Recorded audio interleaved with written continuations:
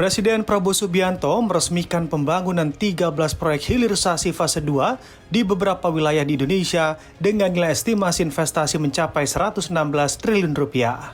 Pembangunan 13 proyek hilirisasi fase 2 ini menjadi langkah dan strategi pemerintah dalam mempercepat industrialisasi berbasis sumber daya alam guna meningkatkan nilai tambah dan memperkuat ketahanan energi nasional. Presiden Prabowo menjelaskan bahwa groundbreaking ini merupakan proyek hilirisasi tahap kedua, di mana ada 5 proyek sektor energi, 5 proyek mineral, dan 3 proyek pertanian.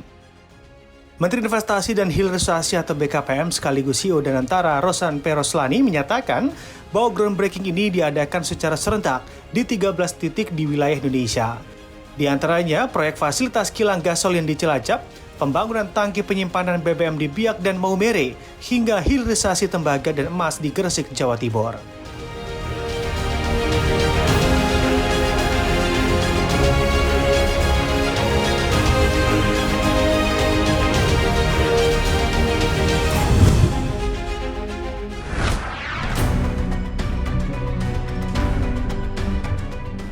Kementerian Energi dan Sumber Daya Mineral SDM mencatat dengan konversi ke kendaraan listrik atau electric vehicle bisa menghemat penggunaan bahan bakar minyak hingga 267 liter per tahun.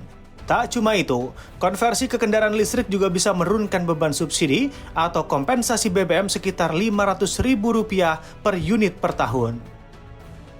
Staf ahli Menteri SDM, Bidang Perencanaan Strategis Kementerian SDM, Jisman P. Huta-Julu menyampaikan bahwa sejatinya pemerintah sudah mengimplementasikan program konversi dari kendaraan BBM menjadi kendaraan listrik sejak tahun 2023 hingga 2024 mencapai total 2.250 unit kendaraan. Kedepan, Kementerian SDM sedang menyusun skema lanjutan supaya program konversi kendaraan listrik ini bisa diperluas. Sebab dalam hitung-hitungannya, konversi kendaraan BBM dan kendaraan listrik ini bisa menghemat baik dari sisi konsumen bahkan juga negara. Jisman juga menyebutkan bahwa Kementerian SDM mencoba untuk melakukan benchmarking untuk EV khusus kendaraan. Karena sebagaimana diketahui bahwa sejauh ini negara yang paling sukses dalam hal konversi adalah Norwegia dan juga China. Sehingga Indonesia perlu melihat kesuksesan pada negara-negara tersebut.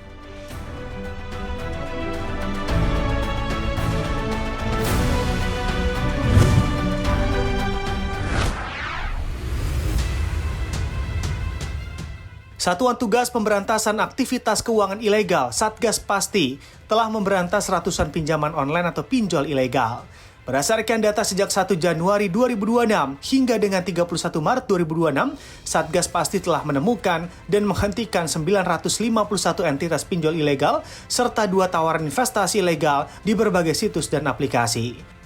Hudi menyampaikan pihaknya juga mencermati sejumlah modus kegiatan keuangan ilegal dan penipuan yang saat ini paling banyak dilaporkan masyarakat. Modus-modus ini umumnya disebarluaskan melalui media sosial, pesan pribadi, grup percakapan, serta kanal digital lainnya.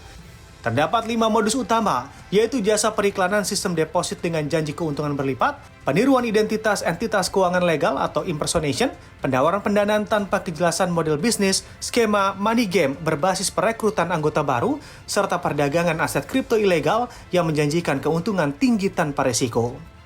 Selama periode 22 November 2024 hingga 31 Maret 2026, Indonesia Anti-Scam Center menerima 515.345 laporan dengan 872.395 rekening yang dilaporkan dan diverifikasi serta 460.270 rekening telah diblokir. Total dana korban yang berhasil diblokir mencapai sekitar Rp585,4 miliar dan sebesar Rp169 miliar telah dikembalikan yang berasal dari rekening di 19 bank yang digunakan oleh pelaku. Masyarakat diimbau tetap waspada terhadap penawaran dengan keuntungan tinggi, pasti dan cepat, memastikan legalitas melalui kanal resmi OJK, tidak membagikan data pribadi, serta segera melaporkan indikasi penipuan melalui sipasti.ojk.go.id dan iasc.ojk.go.id.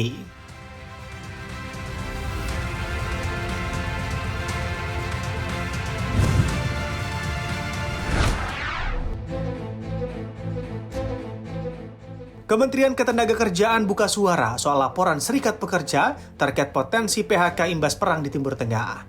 Serikat Pekerja melaporkan adanya potensi PHK dalam 3 bulan ke depan oleh 10 perusahaan. Sekretaris Jenderal Kemnaker Kris Kuntadi mengatakan pihaknya masih mengumpulkan informasi lebih dalam terkait isu tersebut demi merumuskan kebijakan yang pas. Terkait laporan PHK kepada Kemnaker, Kris membenarkan ada beberapa perusahaan yang mengadu. Namun dirinya tidak merinci berapa jumlah perusahaan yang melakukan audiensi.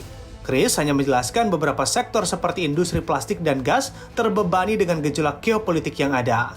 Perang antara Amerika Serikat dan Israel melawan Iran telah menyebabkan lonjakan harga energi yang turut berdampak pada industri Indonesia. Sebelumnya, Serikat Pekerja mengingatkan soal ancaman PHK yang bisa terjadi dalam 3 bulan ke depan.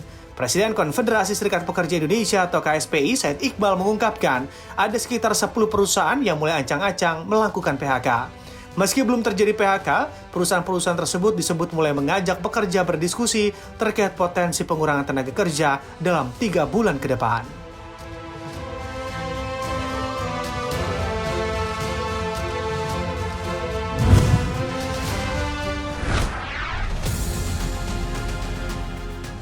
Uni Emirat Arab secara mengejutkan mengumumkan pengunduran diri dari Organisasi Negara-Negara Pengekspor Minyak atau OPEC yang akan berlaku efektif mulai 1 Mei mendatang. Pengumuman ini disampaikan oleh kantor berita resmi Uni Emirat Arab (WAM) dan menandai pergeseran besar dalam peta kekuatan energi global. Langkah strategis ini diambil sebagai bagian dari visi ekonomi jangka panjang negara tersebut. Keputusan ini juga disebut sebagai upaya Uni Emirat Arab untuk lebih leluasa dalam mengembangkan sektor energinya sendiri tanpa terikat aturan kelompok. Langkah ini merupakan pukulan telak bagi OPEC dan anggota utamanya Arab Saudi, mengingat Uni Emirat Arab adalah salah satu produsen minyak terbesar di dunia yang menyumbang sekitar 3 hingga 4% pasokan global. Selain meninggalkan organisasi inti, pernyataan tersebut juga mengonfirmasi bahwa Uni Emirat Arab akan keluar dari aliansi OPEC Plus yang mencakup Rusia. Menteri Energi Uni Emirat Arab, Suhail Al-Mazrui, memberikan penjelasan lebih lanjut melalui pernyataannya di media sosial X. Ia menegaskan bahwa kebijakan ini adalah bentuk evolusi yang disesuaikan dengan kondisi pasar saat ini.